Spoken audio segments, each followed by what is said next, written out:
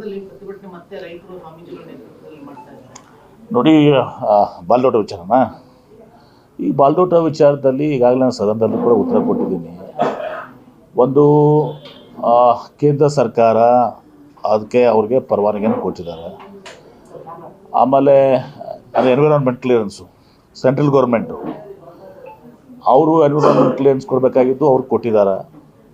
ನಾವು ಕೂಡ ಅದಾಗಿನೂ ಕೂಡ ಮುಖ್ಯಮಂತ್ರಿಗಳಾಗಲಿ ನಾವಾಗಲಿ ಈಗ ಈ ವಿಚಾರದಲ್ಲಿ ನಾವು ಎಲ್ಲ ಏನು ನಮ್ಮ ಸ್ವಾಮೀಜಿಯವರಿದ್ದಾರೆ ಉಳಿದವರೆಲ್ಲ ಭಾವನೆಗಳನ್ನ ಗಮನದಲ್ಲಿಟ್ಕೊಂಡು ಸೂಕ್ತವಾದಂಥ ನಿರ್ಧಾರ ಕೈಗೊಳ್ತೀವಿ. ಮತ್ತು ಅದಲ್ಲದೆ ನಿಮ್ಗೆ ಹೇಳಿದ್ದೆ ನಾನು, ಇಂಡಿಯನ್ ಇನ್ಸ್ಟಿಟ್ಯೂಟ್ ಆಫ್ ಸೈನ್ಸ್ನಲ್ಲಿ ಕೂಡ ನಾವು ಇದಕ್ಕೆ ಒಂದು ಅಡಿಷ್ನಲ್ ಆಗಿ, ಆಫ್ಕೋರ್ಸ್ ಅದಕ್ಕೆ ವ್ಯಾಲಿಡಿಟಿ ಬರೋದಿಲ್ಲ, ಆದರೂ ಕೂಡ ಒಂದು ಥರ್ಡ್ ಪಾರ್ಟಿ ಒಂದು ಇದು ಇರಲಿ ಅಂಥೇಳಿ ಇಂಡಿಯನ್ ಇನ್ಸ್ಟಿಟ್ಯೂಟ್ ಆಫ್ ಸೈನ್ಸ್ಗೂ ಕೂಡ ಇದು ಮಾಡಿದ್ವಿ. ಅದು ರಿಪೋರ್ಟ್ ಕೂಡ ಈಗ ಬಹುಶಃ ಆಲ್ರೆಡಿ ಡ್ಯೂ ಇದೆ, ಅದು ಯಾವಾಗ ಬರ್ತದೆ ಗೊತ್ತಿಲ್ಲ, ಆ ರಿಪೋರ್ಟ್ ಕೂಡ ಬರ್ತದೆ.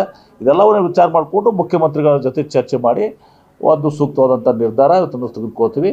ಒಂದು ಪೊಲ್ಯೂಷನ್ ಆಗುವಂಥದ್ದನ್ನು ಯಾವುದನ್ನು ಕೂಡ ನಾವು ಎನ್ಕರೇಜ್ ಮಾಡೋದಿಲ್ಲ. ಪೊಲ್ಯೂಷನ್ ಆಗಲಾದಂಥ ಇಂಡಸ್ಟ್ರೀಸ್ಗೆ ಮತ್ತು ಅದಕ್ಕೆಲ್ಲನೂ ಏನಿದು ತೊಗೊಂಡಿದ್ದಾರೆ ಅದಕ್ಕೆ ನಾವು ವಿರೋಧ ಮಾಡೋದು ಸರಿಯಾಗೋದಿಲ್ಲ ಅಷ್ಟೇ.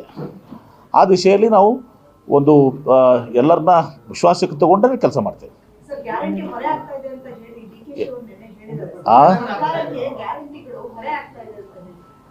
ಸ್ವಾಭಾವಿಕವಾಗಿ ನೋಡಿ, ಒಂದು ಗ್ಯಾರಂಟಿಯ ಹೊರೆ ಅನ್ನೋದಕ್ಕಿಂತ ಅದು ಒಂದು ಭಾಗ, ಅಭಿವೃದ್ಧಿಯ ಒಂದು ಭಾಗ ಆಗ್ತದೆ ಸರ್. ನಾವು ಏನು ನಮ್ಮ ಅಭಿವೃದ್ಧಿ ತುಣುಸು ನಾವೇನು ಮಾಡ್ತೀವಿ ಅದರಲ್ಲಿ ಅರ್ಧ ಭಾಗ ಇಷ್ಟು ತುಣುಸು ನಾವು ಗ್ಯಾರಂಟಿಗೆ ಸುಮಾರು 60,000 ಕೋಟಿ ನಾವು ಅದು ಹಣವನ್ನು ಕೊಡ್ತಾಯಿದ್ದೀವಿ. ಹೀಗಾಗಿ ಅದು ನಾವು ಚುನಾವಣೆಗಿಂತ ಪೂರ್ವದಲ್ಲಿ ತುಣುಸು ಜನರಿಗೆ ಕೊಟ್ಟಂಥ ಆಶ್ವಾಸನೆ ಇದೆ. ಹೀಗಾಗಿ ಅದರಿಂದ ತುಣುಸು ಗೃಹಲಕ್ಷ್ಮಿಯಿಂದ ಎಷ್ಟು ಜನಕ್ಕೆ ಉಪಯೋಗ ಆಗಿದೆ, ಶಕ್ತಿಯಿಂದ ಎಷ್ಟು ಜನಕ್ಕೆ ಉಪಯೋಗ ಆಗಿದೆ, ಅನ್ನಭಾಗ್ಯದಿಂದ ಎಷ್ಟು ಜನಕ್ಕೆ ಉಪಯೋಗ ಆಗಿದೆ.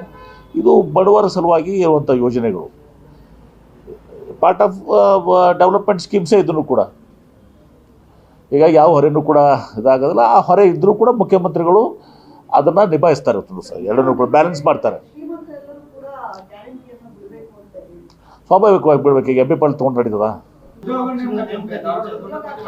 ನೋಡಿ, ಅದು ಉದ್ಯೋಗ ಈಗಾಗಲೇ ಮುಖ್ಯಮಂತ್ರಿಗಳು ಹೇಳಿಕೆ ಕೊಟ್ಟಿದ್ದಾರೆ. ಈಗ ಉದ್ಯೋಗ ನಾವು ಯುವಕರಿಗೆ ಏನು ವೇಕೆನ್ಸೀಸ್ ಇದ್ದಾವೆ ಆ ವೇಕೆನ್ಸೀಸು ನಾವು ಒಂದು ಟೈಮ್ ಫ್ರೇಮ್ ಮಾಡಿಕೊಂಡು ಹಂತ ಹಂತವಾಗಿ ನಾವು ಅದನ್ನು ಉದ್ಯೋಗ ಕೊಡಬೇಕಾಗಿದ್ದು ನಮ್ಮ ಜವಾಬ್ದಾರಿ. ಆ ದಿಶೆಯಲ್ಲಿ ಮುಖ್ಯಮಂತ್ರಿಗಳು ಈಗಾಗಲೇ ಹೇಳಿಕೆಯನ್ನು ಕೊಟ್ಟಿದ್ದಾರೆ. ನಮ್ಮ ಸರ್ಕಾರ ಆ ಕೆಲಸವನ್ನು ಮಾಡ್ತದೆ.